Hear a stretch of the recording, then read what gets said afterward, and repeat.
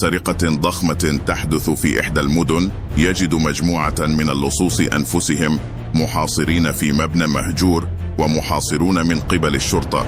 يجب عليهم استخدام كل مهاراتهم لتجنب القبض عليهم والهروب بسلام، ولكن مع تصاعد التوتر يبدأون في التشكيك في بعضهم البعض.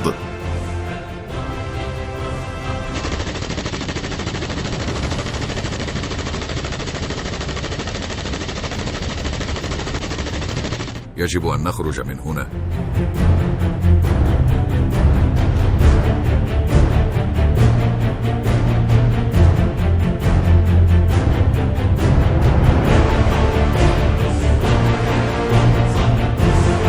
اللصوص يركضون في الأزقة المظلمة ويتنفسون بصعوبة. ضابط شرطة يتربص في الظل مستعد للانقضاض في الكفاح من أجل الحرية.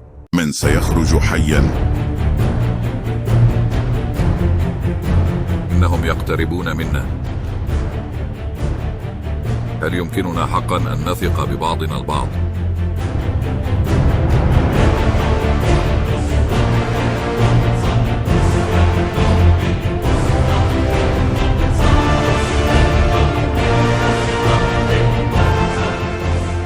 الهروب من المدينة قريبا في دور العرض.